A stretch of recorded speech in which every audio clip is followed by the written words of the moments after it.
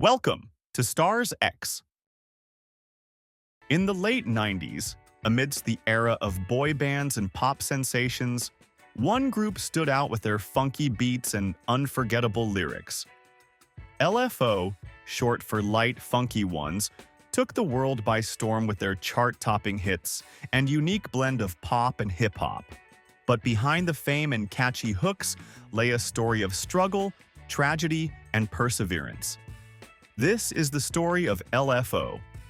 LFO was founded in 1995 by Brian Briz Gillis and Rich Cronin in New Bedford, Massachusetts.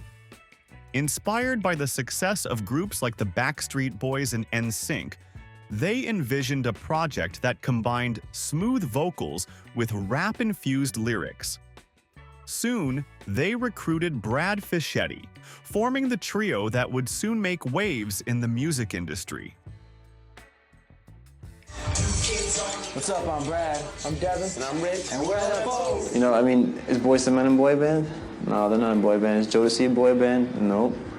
Is LFO a boy band? Backstreet Boys? Of course, because with 3 or 4 or 5 white dudes together performing on stage without instruments, and all of a sudden we're a boy band.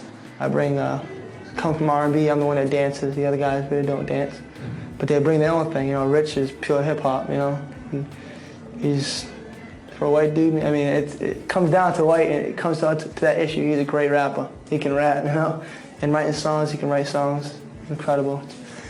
Different vision than most people expect. And Brad, he just, you know, brings energy to the stage, you know. Girls just love him. So if I was to classify everyone, I'd say Devin is the total artistic performer. I am the guy next door, and Brad is the heartthrob.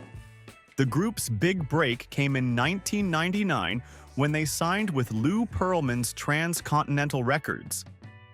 Their single Summer Girls became an instant hit, reaching #1, 3 on the Billboard Hot 100.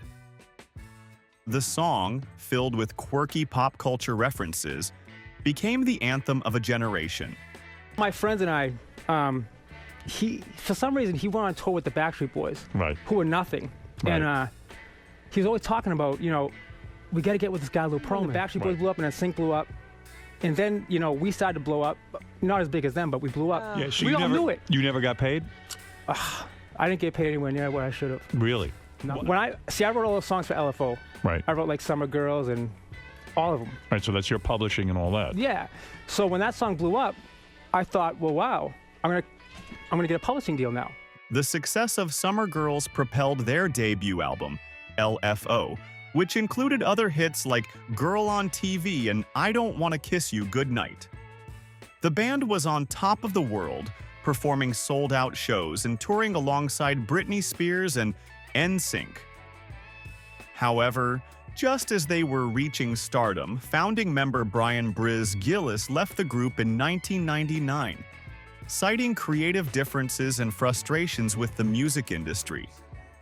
He was soon replaced by Devin Lima, whose addition brought a new energy and vocal dynamic to LFO. That was a lot of fun, but they haven't invited us back as of yet. They got us confused with another group. They were saying that we were like mean and jerks and stuff. But you know, you were the interviews and stuff. I guess one of the other groups is acting up. We were on our best behavior. This is a new LFO.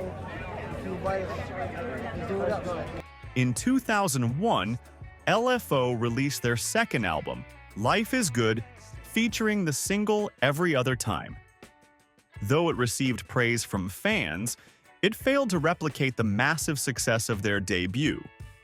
With changing music trends and the decline of boy bands, LFO struggled to maintain their place in the industry. In 2002, LFO officially disbanded, with each member moving on to their own projects. Rich pursued a solo career, Brad explored faith-based music, and Devin worked on alternative rock projects. It seemed like the end of an era. In 2005, Rich Cronin was diagnosed with acute myeloid leukemia. After a long and painful battle, he passed away on September 8, 2010, at the age of 36. His death shook the music community and devastated fans worldwide. Then, in 2017, Devin Lima was diagnosed with stage 4 adrenal cancer. Despite undergoing treatment, he passed away on November 21st, 2018, at the age of 41. I didn't really know what the fans would think because, they can very easily be like, yo, what are you doing up there? Your boys are gone, like, just call it a day. But, the LFO story, the whole story is kind of a tragic story.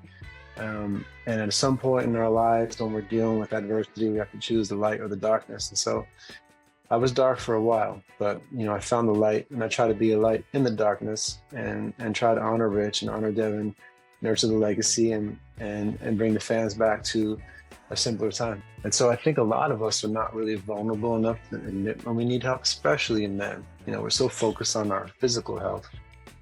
We work out, we try to eat right. But the mental health is something that less of a stigma today than maybe 10 years ago, but it's still something that I think some people are uncomfortable to. And in March 2023, Brian Briz Gillis, one of the original founders, passed away at the age of 47. The cause of death was undisclosed, but his passing marked yet another heartbreaking loss for LFO. Like I said in the post, my relationship with Brian was very complex. It was really difficult at times, but then there's times of great joy. But I choose to focus on the positive, on the joy, and the fact that if he hadn't done what he did in the early days, and when after Devin died, I was deeply dark, which is why when I have the chance to do like a longer show and talk more, I tell people, pay attention to your mental health. We focus so much on our bodies, but especially men are not willing to go, hey, something's not right. When I hear about Brian dying, this LFO story there's times, pretty much every time I play a show, I think, this is just too much. I can't do it anymore. It's too emotional. It's too hard. And today, before the show, first show since he died, I was like almost already in tears, Now, in 2025, Brad Fischetti is the sole surviving member of LFO. Despite the losses, he has dedicated himself to keeping the legacy of LFO alive, performing tribute concerts and engaging with fans who still cherish the music. LFO's music was the soundtrack to everyone's childhood. Their songs still bring back so many memories. Though their time in the spotlight was brief, LFO left a lasting impact on the world of pop music. They were more than just a boy band. They were a phenomenon, a memory, and now, a legacy. Thanks for watching. Don't forget to subscribe.